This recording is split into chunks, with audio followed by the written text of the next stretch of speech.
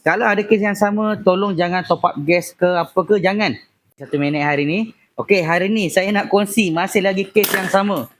Masalah aircon, sekejap sejuk, sekejap tak sejuk. Ini kali ni kena dekat Proton Pesona. Macam saya selalu kata, kalau ada masalah macam ni, pertama tolong tengok bacaan.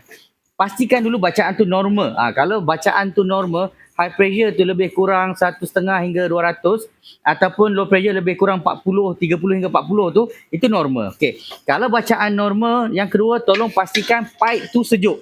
Pipe low pressure sejuk dan berair. Kalau macam tu cantik.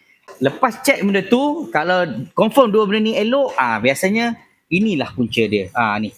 Punca dia expression valve. Macam saya selalu kata, expression valve ni macam kepala pipe kita. Kalau kepala pipe ni tak cantik, air keluar tak cantik. Sama juga kalau expression valve tak cantik, gas yang keluar tak cantik. Kenapa saya kata tak cantik? Dalam ni, bukaan dia ni dikontrol oleh, nampak dalam tu ada spring.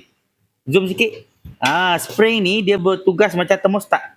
Termostat kereta kita lah. Buka tutup. So sama. Spring ni tugas dia untuk buka tutup juga. So kalau spring ni tak cantik, macam sekarang boleh tengok spring dia ni memang tak cantik lah. Macam dah bengkok dah. Okay. So spring dia tak cantik, itu yang menyebabkan valve ni kejap elok, kejap tak elok. Jadi kalau ada kes yang sama, tolong jangan top up gas ke apa ke, jangan. Tolong dapatkan bacaan dulu. Kalau anda dah top up gas, bacaan tu dah kurang tepat. Sebab kita nak dapatkan bacaan awal.